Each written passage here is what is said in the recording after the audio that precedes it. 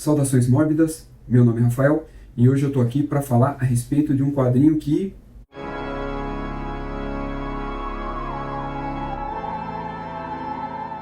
essa pode ser uma grande oportunidade para aqueles que nunca arriscaram se aventurar no universo das BDs por não saber onde começar ou por receio, né, relacionado também aos valores, né, geralmente desse tipo de publicação, ou até também a gramatura, né, a quantidade de páginas, melhor dizendo, porque a gramatura, pelo contrário, ela é bem diferente das HQs tradicionais, né, que a gente está acostumado a ler. Mas antes da gente entrar na pauta, né, do assunto, o que caracteriza, né, essa categoria de publicação, que é bastante, né, característica do mercado europeu de uma forma geral, mas especificamente de uma região ali da Europa.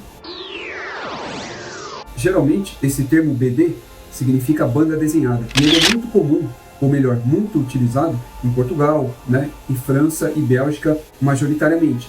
Mas existem outros países da Europa que também fazem uso dessa nomenclatura para descrever um tipo de publicação, na verdade, para descrever histórias em quadrinhos lá, ponto.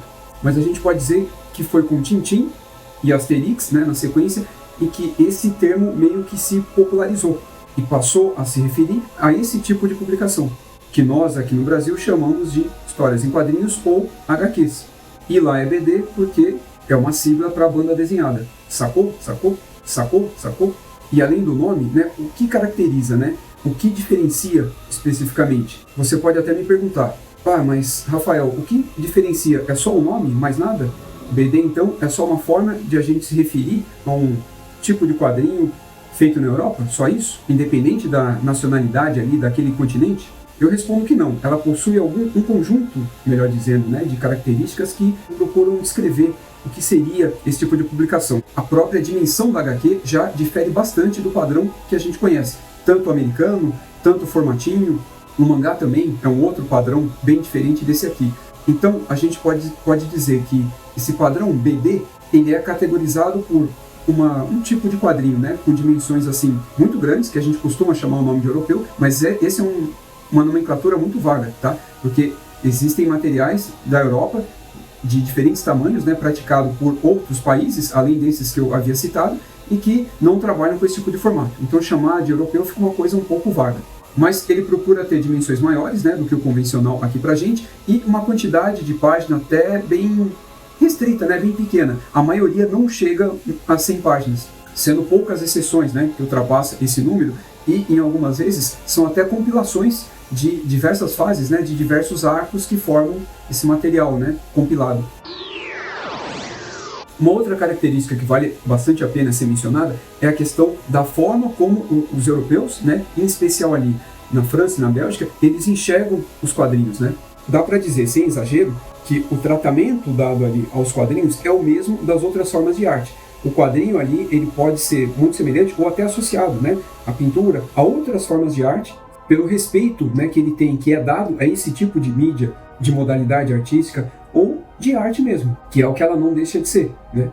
Por isso ela é chamada de a nona arte. Então, devido a esse tratamento diferenciado, os materiais eles costumam sair de uma forma do que a gente chama aqui de material de luxo, né? Quase sempre em capa dura, em couché, colorido, dependendo da nacionalidade, claro, mas com qualidades que realçam todo o apelo artístico, né? Toda a arte do quadrinho. Em resumo, a gente pode dizer que elas são meio que pensadas e produzidas exatamente para realçar a arte, né? A técnica ali do desenhista. Não que o roteiro fique em segundo plano, longe disso. A grande parte, né, dessas HQs, das BDs, elas são reconhecidas mundialmente justamente pelo roteiro, pelas histórias delas. Mas a arte, ela nunca fica atrás e, em algumas vezes, ela acaba até se sobressaindo e até justificando a compra. Mas isso não é o caso aqui. A gente tem aqui a junção perfeita entre arte e roteiro, e principalmente para quem gosta de terror / horror. Então vamos lá, só para vocês entenderem, né, melhor o que eu estou tentando dizer, né, passar para vocês. Então, em relação à arte, né, o que a gente tem aqui, primeiramente? Uma capa fenomenal, que já entrega aí alguns spoilers, né, relacionado ao enredo. Uma contracapa incrível, que ela não dá spoiler, mas ela mostra muito da arte, que esse é o objetivo mesmo dessa contracapa. Para ficar mais claro ainda o que eu estou tentando dizer, dá uma olhada nessa guarda aqui. Olha bem esses detalhes e diga aí para mim se isso não é uma obra de arte, se isso aqui não é a mesma coisa que um quadro. Dá uma olhada nessa primeira página aqui. Agora, olha essa. Eu sei que é difícil porque o coucher ele gera muito reflexo. Então é bem complicado mesmo a gente mostrar alguma coisa, né? Seja por vídeo ou por foto. Mas dá para vocês terem uma ideia. Olha esse efeito do lápis. Diz aí se não é incrível. As achuras, né? O efeito da chuva que é passado aqui pra gente é impressionante. Como eu havia dito, a arte aqui ela já praticamente faz valer o material por si só. É quase um artbook. Se não tivesse texto nenhum aqui, enredo nenhum, ou se fosse até uma HQ muda, ela já se venderia só pela arte. Olha isso. Esses são os trechos que estão lá na contracapa que eu tinha mostrado antes. Nessa primeira página, a gente tem um quadro que inspirou a guarda, né, da publicação. O tom mórbido aqui é impressionante e ele ajuda muito na imersão da história. A ponto de que a história, na verdade, o enredo, ele só funciona, apesar dele ser bom, claro, mas a questão do horror e do impacto, ele funciona muito pro roteiro, graças à impressão de morbidez que a arte causa na gente. Olha isso aqui, bicho. E isso. Diz aí se não é um absurdo de arte. Diz aí, só a arte já convence, né?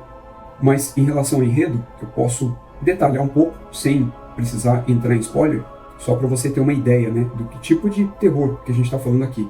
Eu defino mais como um terror que ele consegue mesclar tanto o clássico, que ele é mais psicológico, né, vai mais para o lado do horror, quanto do contemporâneo, que ele se utiliza, né, de imagens impactantes, né, para causar o medo.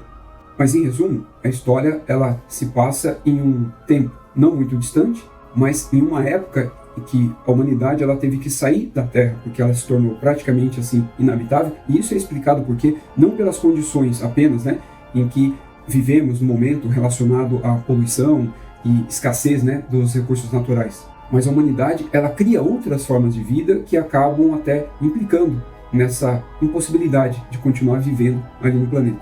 Então o homem coloniza Marte também e passa a viver lá e até em outros pontos também do sistema solar, mas isso não é detalhado, né, muito aqui na HQ, o foco não é esse. Só que toda a história ela se passa no planeta Terra, que é quase assim inabitado.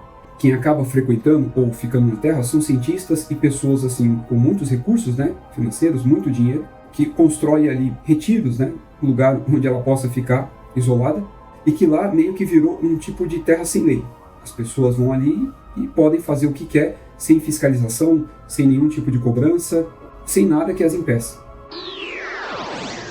E a história começa, né, quando Marta, que é uma dessas pessoas que eu mencionei, com muito poder, né, que eu mencionei agora há pouco, ela perde a filha dela durante uma das escavações arqueológicas, né, feitas ali nessa nova velha terra, e a partir daí ela cria um tipo de obsessão para trazer a filha dela de volta.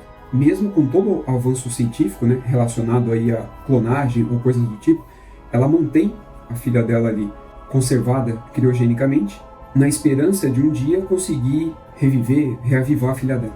Ela acaba conseguindo fazer isso recorrendo, né, a um pesquisador, a um cientista especializado, né, nessa área da clonagem, mas de qualquer forma de vida.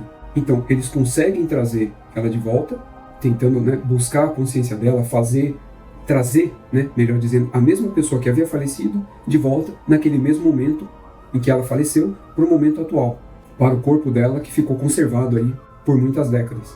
E isso é feito e o resultado é algo que não foi previsto, né, não poderia ser previsto por nenhum dos personagens, e aí que começa toda a tragédia, né, e todo o caos. E a isso, né, a gente consegue juntar elementos aí de, né, Alien, o oitavo passageiro, né, pela questão da perseguição, né, e claustrofobia, Frankenstein, da Mary Shelley, e outros clássicos assim do terror para compor toda essa trama. Por isso que eu mencionei que o enredo, aqui, o roteiro, ele consegue unir tanto o clássico quanto o contemporâneo. Mas apesar, né, de todo o mérito aqui do roteirista, né, do Vattini, essa HQ ela é a adaptação de um livro que serviu de inspiração todo para esse ambiente gótico, né, um tipo de sci-fi e horror que foi representado, aí sim, né, pela arte do Varanda. E a isso a gente ainda soma outros elementos também, como construções, né, medievais, justamente devido, né, a esse apelo gótico, sem esquecer que a gente está falando de uma obra de ficção científica que se passa no futuro. Então a gente tem aqui uma junção de vários estilos não só artísticos, né, mas narrativos também. E apesar de eu estar citando desde o começo que a arte ela é o grande, né, diferencial, o roteiro aqui ele também faz bonito, porque ele entrega uma história assim frenética, mérito também desse tipo de publicação, porque Você tem que fazer muito com pouco, mostrar a que veio e o que é realmente a história em poucas páginas, e isso é feito com um final assim surpreendente, fenomenal, à la Lovecraft, que é uma outra referência presente aqui. Praticamente toda a mitologia Lovecraftiana ela está presente aqui e serviu de base para compor todo o design, né, das criaturas que povoam essa nova terra. Apesar de ter só 72 páginas de história, o quadrinho também faz bonito com os extras. Vários esboços e uma entrevista com os autores, né? Tanto com o desenhista quanto do roteirista. Simplesmente fora de série. E também a edição é acompanhada de um pôster espetacular, mas que não daria para eu abrir todo ele aqui e mostrar ele por inteiro aqui nessa tela.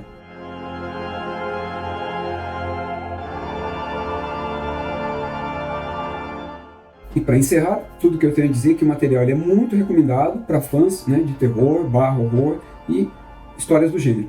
Apesar de ser uma boa porta de entrada para esse tipo de formato, que a gente chama aqui de BD ou material franco-belga, principalmente porque a editora original é a Glénat, uma das mais tradicionais, né, nesse mercado, eu não posso recomendar que a pessoa só compre pela arte, principalmente porque se ela não gosta de horror, todo esse aspecto gótico e até medonho de alguma das páginas podem até incomodar esse tipo de leitor. Então ela não é para qualquer um, obviamente, mas para quem é amante, né, de filmes e livros, séries, não importa o tipo de mídia, que flerta com horror, mas que tem uma arte assim espetacular no preto e branco, então é um prato cheio.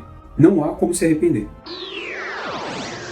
E essa foi A Morte Viva. Quando você terminar a história, você vai até entender o porquê do título, que ele tem tudo a ver, é um baita de um spoiler esse título aqui. Então foi isso. Você pode me acompanhar também nos podcasts Yellow Talkcast, com uma galera ali fenomenal, no Fortaleza Quântica, com o Presto e convidados, no Salão do Tex, com o Cangaceiro HQ e convidados, no Clube de Leitura, no canal do Presto, a cada segunda quinta-feira do mês, e agora também no site Geekfine, onde eu escrevo artigos, colunas a respeito de algum tema relacionado à nona arte, geralmente. Então foi isso, um grande abraço e até o próximo vídeo.